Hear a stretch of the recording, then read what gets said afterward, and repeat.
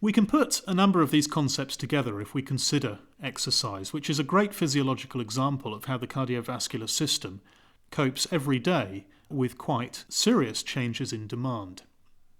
Let's consider first of all an Olympic athlete. Now, the Olympic athlete is obviously very good at exercise, and the exercise that we'll consider is cross-country skiing. And the reason I picked that is that is supposedly the most intense aerobic exercise that you can do. You're using as many muscles as you can possibly use in any type of exercise. And that's because you're using your legs and your hips and your shoulders and your arms. So a lot of your skeletal muscle around the body is active. Well, that means that your skeletal muscle is producing metabolites. The metabolites cause vasodilatation in an attempt to increase the blood flow to those active muscles.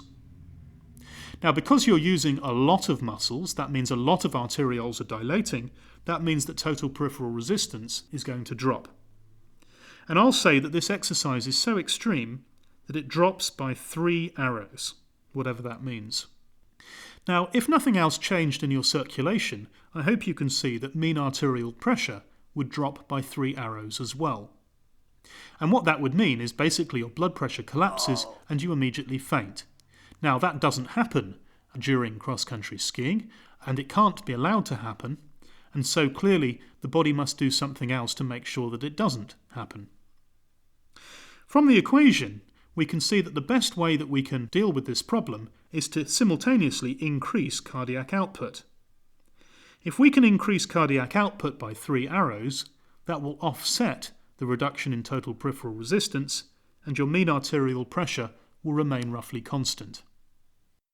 Now, it turns out that during exercise, mean arterial pressure doesn't change that much if it's aerobic exercise. It actually is allowed to increase a little bit, but we'll ignore that for now, and we'll assume that what we want is for arterial pressure to remain exactly the same. Okay, so in our Olympic athlete, we've got a lot of muscle that's active, we've got a lot of metabolic vasodilatation, we've got a drop in total peripheral resistance, but that's exactly compensated for by a rise in cardiac output. And because this person is an Olympic athlete, they can raise cardiac output to a very high level. And that's because they've got a very big heart, it's a well-trained heart, it can pump lots and lots of blood around the body, and the person is able to cope. They complete their race, and they do very well. Let's imagine now a person who's a little bit less fit. Now, less fit is a little bit vague, but one of the things that it means in this context is that their cardiac output can't rise as much because their heart is smaller, it's not as well trained. But they're attempting to do the same level of cross-country skiing. So in this person, the total peripheral resistance has also reduced by 3 arrows, but unfortunately, the heart isn't big enough to raise cardiac output enough. So cardiac output has only risen by 2 arrows. What's the effect going to be?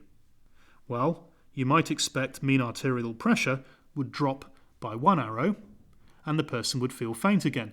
That can't be allowed to happen. We're not going to allow mean arterial pressure to drop.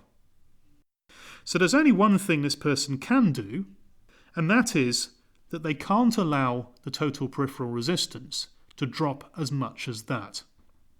What do? Well, they would use their sympathetic nerves to vasoconstrict the blood vessels going to the gut. So you've got a lot of vasodilatation in your muscle arterioles, but at the same time you've got constriction in your gut arterioles.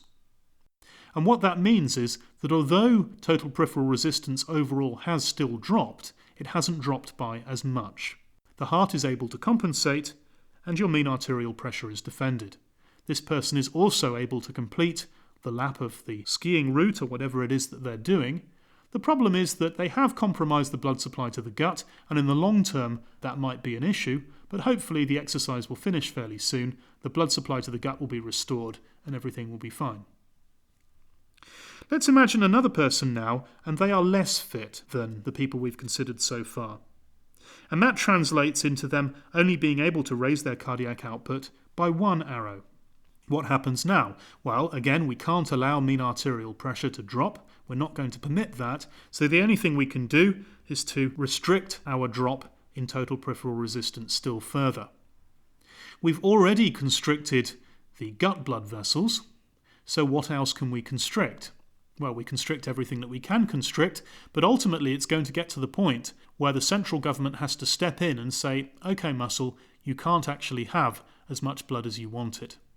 You're trying to vasodilate all of these skeletal muscle blood vessels around the body using the metabolic vasodilatation, but we're going to override that partially using the sympathetic nerves, and so you're not going to get quite the blood supply that you want.